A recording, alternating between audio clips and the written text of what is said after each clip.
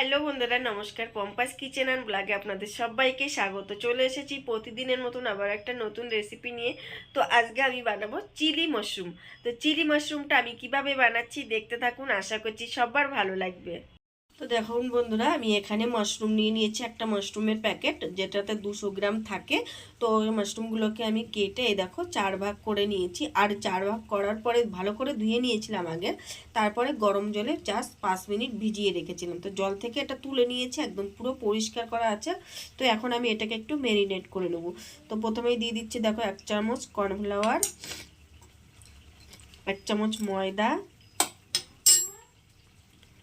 একটু লঙ্কার গুঁড়ো, আর পরিমাণ অনুযায়ী একটু লবণ দিয়ে দিচ্ছি। তো এগুলো দিয়ে খুব ভালো করে একটু মেখে নেব।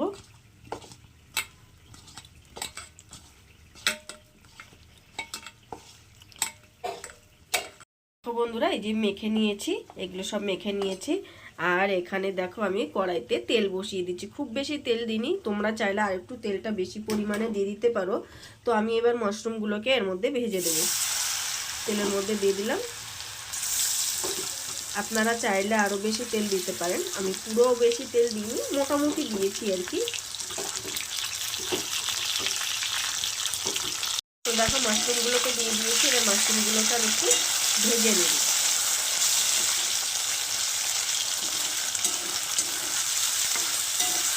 গ্যাসটাকে একটু হাই করে দিয়ে ভাজবো।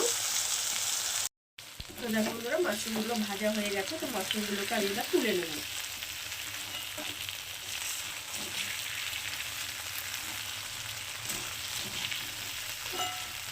ওই একই তেলের মধ্যে একটু তেল বেঁচে গেছে, ওই তেলের মধ্যে আমি প্রথমেই দিয়ে দিচ্ছি দেখো রসুন কুচি। তো রসুনটাকে একটু হালকা ভেজে নেব। তো রসুনগুলো ভাজা হয়ে গেছে, এবার আমি এর মধ্যে দিয়ে দিচ্ছি আদা কুচি আর লঙ্কা কুচি। তো আদা লঙ্কাটাকে দিয়ে দিচ্ছি, আদা লঙ্কাটাকে একটু হালকা নাড়াচাড়া করে নেব।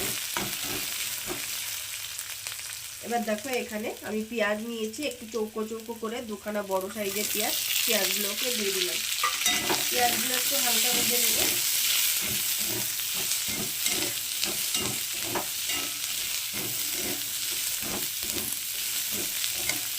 পেঁয়াজটা হালকা ভেজে নিয়েছি। এবার আমি এখানে একটা বড় সাইজের ক্যাপসিকাম নিয়েছি। তো ক্যাপসিকামটাকেও আমি দিয়ে দিলাম। ক্যাপসিকামটাও একটু হালকা ভেজে নেব।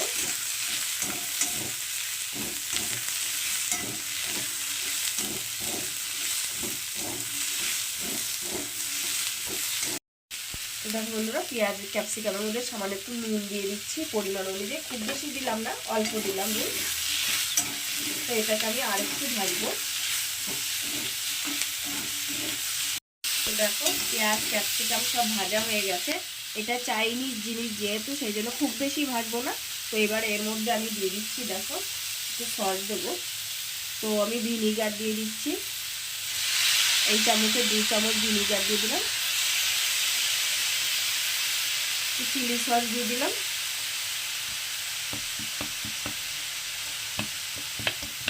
2 চামচের মতো চিলি সস।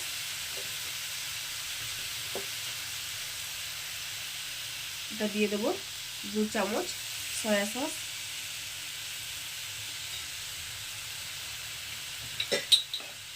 আর দিয়ে দেবো একটু টমেটো সস। টমেটো সসটা একটু বেশি দেবো, 4 চামচের মতন দিয়ে দিলাম। এবার এটাকে খুব ভালো করে মেশাবো।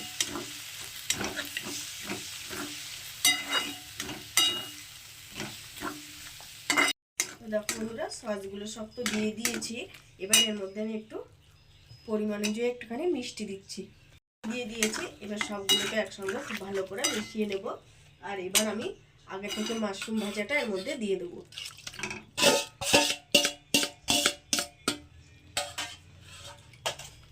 এবার মাশরুমটাকে সঙ্গে খুব ভালো করে মিশিয়ে দেবো। তো মাশরুমটা দেখো এই সসের সঙ্গে খুব ভালো করে মিশিয়ে দিয়েছি। আর এই পর্যায়ে দিয়ে দেবো একটু গোলমরিচ গুঁড়ো।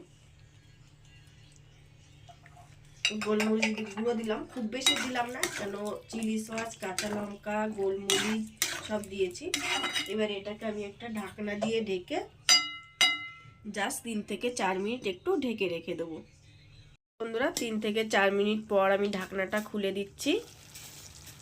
এটা দেখো জাস্ট অসাধারণ হয়েছে দেখতে, দেখেছো? তো তৈরি হয়ে গেছে একদম আমাদের খুবই ইজি রেসিপি আর খুবই তাড়াতাড়ি। দেখো চিলি মাশরুম। আর এই চিলি মাশরুমটা তোমাদের কেমন লাগলো অবশ্যই কমেন্টে জানিও। ভালো লাগলে একটা লাইক করো, শেয়ার করো। আর ইউটিউব থেকে যারা দেখছো তারা চ্যানেলটিকে সাবস্ক্রাইব করো, ফেসবুক থেকে যারা দেখছো তারা পেজটিকে ফলো করে দিও। তো আজকের মতন এখানেই রাখছি। আর শীতের রাতে এরকম চিলি মাশরুম বানিয়ে রুটি পরোটার সঙ্গে খান, জাস্ট জমে যাবে।